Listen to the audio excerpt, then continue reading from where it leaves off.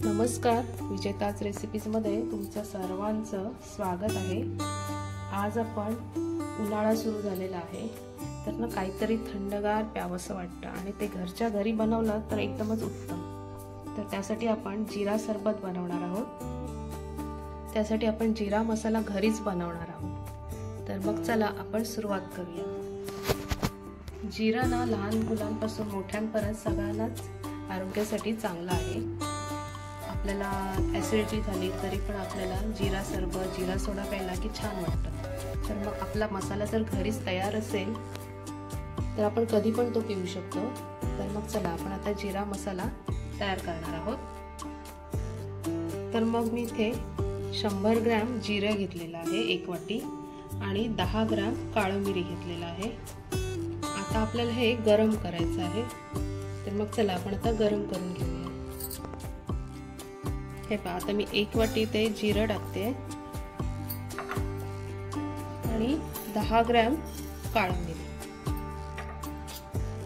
आपल्याला ना हे फक्त गरम करायचं आहे, जास्त भाजून नाही घ्यायचं। एक 2-3 मिनिट फक्त गरम करून घ्यायचं आहे आपल्याला। आता उन्हाळा सुरू झालेला आहे त्याच्यामुळे जिरा सरबत, जिरा मसाला, जिरा सोडा थंडगार प्यावंसं वाटतं आपल्याला काहीतरी। आणि जर आपला हा मसाला घरी तयार असेल तर मग आपण कधी पण करून पिऊ शकतो। आणि आपला घरचा असा जिरा मसाला आपण बनवणार आहोत।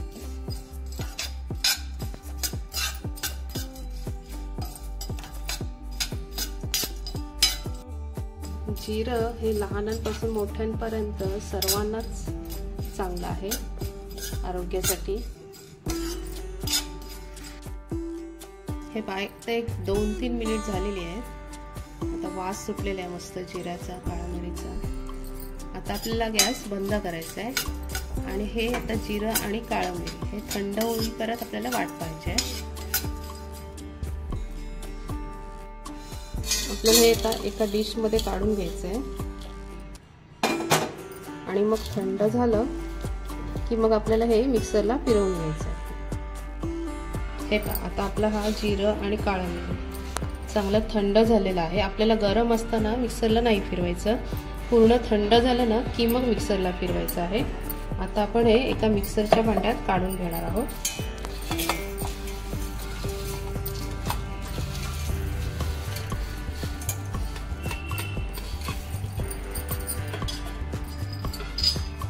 तर त्यामध्ये मी इथे काळं मीठ घेतलेलं आहे 1 चमचा, ते टाकायचं आहे।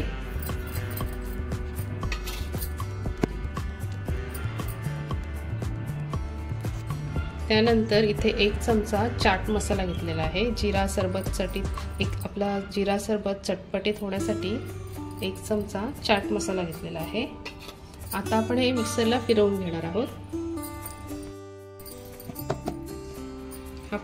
मसाला इथे मस्त तयार झालेला आहे। या मसाल्याला वास पण मस्त सुटलेला आहे। हा मसाला आहे ना एका हवाबंद बरणीमध्ये ठेवून देऊ शकता आणि हा मसाला आपला 2-3 महिने मस्त टिकेल। तर मग चला आपण आता जिरा सरबत बनवून घेऊया। आता आपण यामध्ये बर्फाचे क्यूब्स टाकणार आहोत।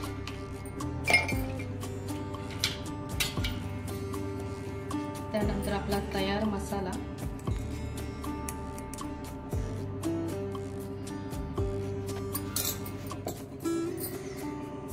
त्यानंतर लिंबाचा रस पण थोडासा टाकायचा आहे आपल्याला, त्याच्यामुळे चव छान येते। त्यानंतर मी इथे पुदिन्याची पानं कुस्करून घेतलेली आहे, ती पण टाकायची आहेत आपल्याला।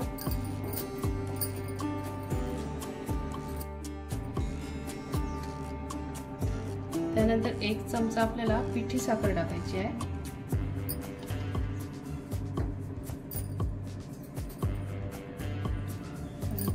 आणि आता त्यानंतर आपल्याला थंडगार माठातलं पाणी टाकायचं आहे।